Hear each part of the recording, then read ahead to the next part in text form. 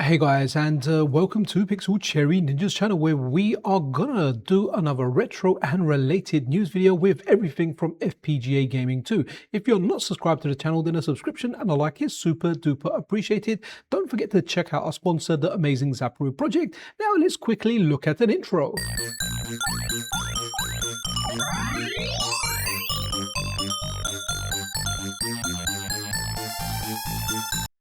So let's begin with this one today, guys. So what do we have here? Let's play this video because this is Castlevania Symphony of Light, one of the best games ever made. So Renpu.com are reporting over here, and guys, this one is banging. I know a few people that are playing this and they are loving it. So the masterpiece, Castlevania Symphony of the Night. Honestly, one of my favorite games of all time. It is freaking amazing. So let's get us an unauthorized port to the PC. That is correct, guys. The base is the Xbox 360 version, which will apparently run on Windows and Linux. So guys, we have a recompilation of the Xbox 360 version. Go play this now. There's a GitHub link. And guys, it's a little bit tricky to put together, but once you get it running, you are playing this on your PC. Now, I know a lot of us are waiting for the PlayStation 1, the original version, to get recompiled so we can play that on a PC, but this is a very, very good version. I remember playing this on my Xbox 360. It was given away free with Games for Gold, and it was a great way to revisit it. And now you can revisit it on your PC. So good stuff. If you haven't played Castlevania Symphony of the Night, it really is one of the best Metroidvanias, if not the best Metroidvania of all time. It's one of those games I like to pick up and just get back into every so often. And there you go, guys. That's the GitHub if you want to have a look at it. Right, moving over to the next story. Okay, so while we're on about recompilations, remember, guys, to like and subscribe to my channel. So Video Game Esoterica did a video, I think, last night, having a look at Harvest Moon 64, and there's a recompilation that's here. Now, guys, going to be honest here, I can't stand these games. I've tried playing them. They're just not for me, man. Farming simulator, whatever. I've played them on stream. Don't make very interesting games on stream. So lasted like 10, 15 seconds and moved on to the next game. But if this is your jam, you can play a recomp. Now check out Video Game Esoterica's video for more information. Okay, so this is really, really cool. So if you're not playing N64 recomps, but you are enjoying playing N64 games on devices like the Analogue 3D, the Nintendo 64 itself, but original hardware, well, there is a new menu out for the SummerCart, right? And the SummerCart is fantastic. I have one of those. I have a Mega, sorry, not Mega. I have the EverDrive Pro version for the N64, and honestly, both are pretty much on par. So N64 Ever, the definitive flash card menu based on N64 flash menu. There you go, guys. You've got stuff like this. You've got a nice interactive menu that you are, oh, sorry, shouldn't really say interactive, a nice menu with visual prompts there to pick. There's a whole list of features in here: favorites grid, inspect pop-up, shrink wrapped file browser, okay, Rombu, 60 FPS render. So there's a whole bunch of stuff in here that they've got. If you do want to check that out, check out this Reddit post, or you can just go to the project's GitHub, which is done here by Bergerman. N64 flash cart menu, N64 forever. Okay, next there, guys. So this is interesting. A few different tweets and articles from Time Extension, but the return of a legend. 3DO might be returning as an independent game company. Now, I know we've had Commodore kind of resurfaced, and we've had like the mini consoles from Nintendo and Sega. Did Sega make any? Oh, Nintendo definitely made some. I remember the PC Engine one as well. So some good stuff here regarding the 3DO. It's something that I had. I bought it for Super Street Fighter 2 Turbo. It was the first home system to get it, at least. So over here, interesting. So I do not claim to be a veteran or an expert. We spoke to the person supposedly bringing 3DO back from the dead. So kind of sounds interesting. So Time Extension go and kind of cover that in an article. So 3DO's new owner working carefully through complexities to return the hardware, or to return to the hardware arena. So guys, kind of interesting here, and they kind of talk a little bit about it. I kind of forgot what I read over here now, but 3DO essentially was something that was trying to become like the video player, the DVD player, the VHS. You know, it was supposed to be a system that got released and it got standardized, and other people made systems for it. Unfortunately, it became a flop because the PlayStation essentially killed it, and I guess even the Saturn done better commercially than the 3DO. But 3DO have a lot of fans. They kind of mentioned here that they would presumably follow the footsteps, would be a retro console, which presumably follows the footsteps of SNES Classic and Mega Drive Mini. There you go, guys. So maybe we'll get that before a second platform, a modern 3DO ecosystem, a modern console platform will host our new titles, updated legacy games, and new storefront ecosystem with indie developers, where indie developers can self-publish their games. So it kind of sounds interesting. Do let me know what you kind of think about this. Are you one of those 3DO fans? Because there's a lot of 3DO fans out there. Like there's more than a dozen, definitely. But yeah, there's a fair bunch out there. Okay, next up here, guys. So this is on Tom's Hardware. So this was kind of interesting, and it's something that a lot of people kind of suspected. So what's happened here? Right, okay. I knew we weren't crazy. Samsung, SK Hynix, and Micron just got sued, accused of using AI to fix prices and screw your wallet. Rampocalypse. Okay, so yeah, essentially, guys, people are fighting back. A group of individuals and small businesses have launched a class action lawsuit against the big three memory makers, Samsung, SK Hynix, and Micron, which accuses them of price fixing and market manipulation. So it'll be interesting to see how this goes. Anything to get those damn RAM prices down. I'll say it quite a bit, but I upgraded my PC, I think early 2025, and I really wish if I just went 64 gig RAM and 8 terabytes of storage. I went for 32 gig RAM and 4 terabyte storage, which is enough, but I was like, hey, RAM will only get cheaper, I'll upgrade it later. Now I'm eating those words. Okay, what we got next? Okay, so this is interesting. So Nintendo Patents Watch over here reports a new model of the Switch 2 LCD panel, most likely by Sharp, has surfaced on the Chinese resale site. And then we'll have a look at the images there, compared with the launch model from Analogue, okay, which is image 2, right? So the exposed circuit connector and cables are significantly different, and we'll look at those in image 3 to 4, indicating an updated design, not merely a minor revision. Okay, so these are all the images over here. There you go, 1, and this is 2. And this is 3, and this is 4. So it'd be interesting to see. We know that with some new, there's actually more to this as well. There you go, guys. But we do know that with some EU kind of rules and regulations coming in, every battery product that you sell needs to be easily removable. So I wonder if this will be in line with that new Nintendo Switch with a removable battery. I always welcome removable batteries. I hate getting that hairdryer out to do stuff on modern phones and that. So it'd be nice to go back to the days of the Samsung Galaxy S2, 3, and 4, etc. You know, pop the back open and just pop a battery in there. Okay, this is really, really cool. Right, okay, so Mr. Rubik, and a shout out to, I think, Retro Dodo. I saw this on one of their tweets and clicked the link that led me over here. So PS2 launcher, a console classic UI reimagined for Android. And this kind of looks very, very cool, guys. So you can have a PlayStation user interface, and it just looks absolutely insane. So I want to have a look at, like, when you see the apps and everything that you're picking. So I'm not sure if there are folders or what they are, but it looks like you are running a PlayStation 2 on your phone. And there you go, guys. Is that the file browser? Well, your apps anyway. You can see on there, order something from AliExpress, click this and go ahead. So interesting stuff here. Will you use it? I don't know. I might find it a little bit confusing, but yeah, it does look very interesting. Oh, guys, don't forget to like and subscribe. Okay, okay, this is really, really interesting now. So I think I mentioned this yesterday, that the DECO cassette system was available for the MiSTerFPGA. Well, it was, but it was a work in progress and it was a manual installation. Well, the good thing now is it has been added to MiSTer development, and literally just a little while before this video,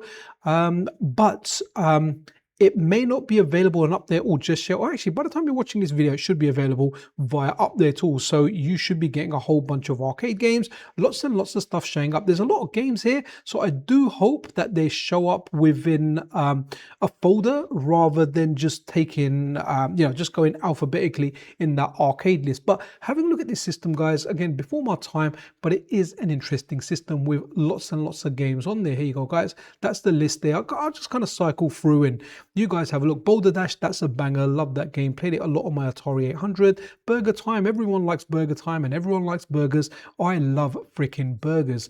Here you go. Burning Rubber, a whole bunch of games, man, from that early era where games were all about fun, man. You didn't have any of this craziness going on.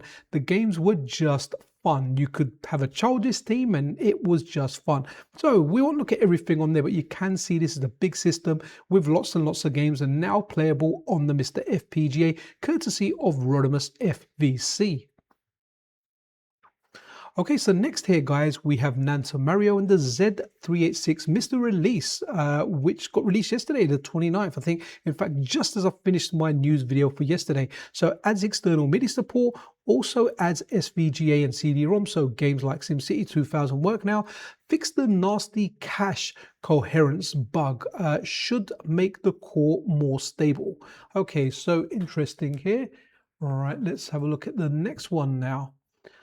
Okay, so this is very, very cool, and hopefully this is something that will get implemented into the main. No doubt it will, or at least I have no doubts it will. So Porkshop Express, aka MiSTer add-ons. So I attempted to add auto cartridge support for MiSTerFPGA Saturn core. A text file sits in the Saturn game folder and is used to pair game serial with cartridge type. None, DRAM 1 MB, DRAM 4 MB, etc. It's a big UX improvement and improvement to not need to know which games require which cartridge type. So that's really, really good. It means if it requires a specific cartridge type, it will pick the best one for you. So maybe I'm just lazy. Hopefully SRG320 makes it official once he takes a break from other amazing endeavors.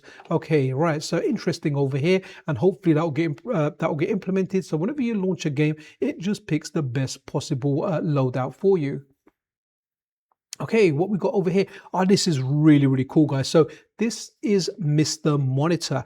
And guys, if I had the space, I would love to get one of these and just run this. So it looks really, really good. And I think if you've got the space and you have people around, this will be fantastic. So MiSTerFPGA Monitor, a status monitor for the MiSTerFPGA platform, displays the currently loaded game artwork, system information, storage, status, and network details in real time. And this looks really, really good. So have this as part of your MiSTer. There are a couple of screens that you can actually get. There's one that you can, I think, get without a case and maybe put a case on yourself. The other one's fairly kind of pricey-ish, but there you go. The features: real-time game and core artwork display via screen scraper API, so it will scrape that stuff for you. Automatic game and system detection from OSD, MiSTer Remote Web App, and Super Attract Mode, aka SAM. Reliable game load detection using nanosecond precision file system, timestamps when loading cores and games through the on-screen menu. Automatic arcade subsystem detection, manual scan game button on image for cases where the CRC could not be detected automatically. System monitor CPU, uptime, storage, network, etc. Touch-based navigation, screenshot capture of the display, downloadable over local network, HTTP. So there you go, guys. Interesting. And there's a couple of things that you can purchase up here, and there's a couple of displays that it recommends you can click down here. But guys, this looks absolutely banging. I mean, how good is this, right? Here you go, some screens that you're seeing here. Wow, absolutely amazing. Oh, really, this absolutely blows my mind at how good this is. But there's a video here. Let's have a look at that. And again, guys, just a reminder, you know what to do. Okay, let's play this. And over here, you can see that it's scraping some artwork from Screen Scraper. And there we go, guys. What's that? Cyberbots, a Capcom game. So there you go, guys. Let's make it full screenish a second. Here you go, guys. You can see that on screen now. Let's have a look. So very, very interesting, everything that's happening here. All the stuff here, and lots of different beautiful artwork. So I think this is a really, really good companion component for your MiSTer, something to have on the side. I mean, if you've got a nice setup where you have people around, you've got the space for the extra stuff, this is just freaking amazing. Very, very nice. Absolutely love it, man. Yeah, it's awesome. Okay, so Anime Otaku working on MiSTer Companion as he always does. So MiSTer Companion version 610 is out now. Update to the latest version first, then you can install MC Updater for macOS, Apple Silicon directly from the MiSTer Companion settings and use it to update the app just like Windows and Linux. There you go, guys. So follow these steps in order to get the auto updater working on Mac OS. And another tweet here from him, and these are for the people that are waiting for the mobile app, which we know currently is available for Android. Well, Anime Otaku is working on bringing that over to iOS. Now, we all kind of know anyone that's ever done any apps that sometimes things can take a lot longer on Apple than they do on Android, for example. But hopefully this will be out sooner rather than later. So a lot of people have asked for it. Anime Otaku has listened, and it looks like he's proceeding with the app. And the rate he works at, don't be surprised if it shows up sooner rather than later. Okay, next up here, guys, just looking at the unstable MiSTer calls in the last day in Commodore 64. That's what we got an update for in between the two news episodes. Okay, interesting here. So this over here is for the Analog Pocket, and we now have Tapper courtesy of Harp Mud. Now this should be available via the updaters because I can see Matt Panella from Pup Data is one of the contributors. Shout out to Dave Wangilius as well. So yeah, looks interesting. Tapper's that game. Sorry, I haven't got a screenshot here for you guys, but it's that game where you roll beers down. Then they made a kiddies version with root beer. So kind of interesting, a very, very popular game that many people like in the arcade, and now it's available for the Analog Pocket. I can't actually remember if it's available for the MiSTer as well. Actually, I'll have to double check that. Okay, Monster Bath Games. I love their work, and you know what? Without reading everything they've written there, I just want to show you what they're working on here. Black Tiger for the Mega Drive, guys, and it just looks absolutely fab. I really like this game. It's a difficult game, but I used to play this a heck of a lot in the arcade. Mega Drive just getting so much love and getting like arcade games brought over to it. And yeah, Black Tiger is just one of those games that's absolutely banging. So yeah, Mega Drive gets love, and looking forward to Black Tiger. And over here, so this is interesting here. Don't really know too much about this beyond this over here. So again, from renpu.com, the legendary masterpiece console Mega Drive runs the latest Linux kernel against all odds, while it requires a separate flash card, being the Mega EverDrive Pro, to operate this project that gets the latest Linux running on a gaming console from about 35 years ago. I think it may have released 38 years ago, but who's counting? Is truly a chunk of dreams and romance. Guys, this is freaking amazing. Apparently it takes quite a bit of time and it's a bit fiddling to do, but you know what? Linux on the Mega Drive via a Mega EverDrive Pro. All right, what do we have here? Okay, so in the retro news, so these guys over here are sharing this. Let's play the video as well. So this is Yazzie Jr., another spectacular release from Retro Souls for the ZX Spectrum. And guys, this does look really good. I mean, it has that charm to it. It reminds me of, I can't remember what game it is. I think my kids were playing it. It was called like Fragger or something like that. I can't remember what it is, but one of those digging crafty type of games. But again, someone said that on a Commodore 64 game that I showed, that they feel Specky isn't getting enough love. Well, this one is for you, buddy. And if you are watching the video, make sure you say hello in the comments. Okay, so guys, another thing here from Indie Retro News. You're very helpful for doing these news videos. So Indie Retro News, Fates of a Bait.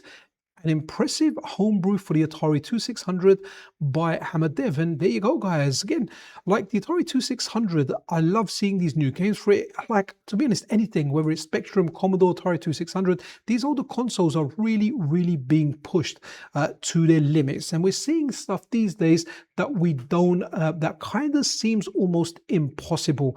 But yeah, cool. But guys, let's wrap it up with that. That was it for this video. I certainly hope you enjoyed it. If you did, a subscription, a like, all that super duper stuff is appreciated. You can support me on Patreon or consider becoming a channel member. But in the meantime, guys, be freaking awesome to one another.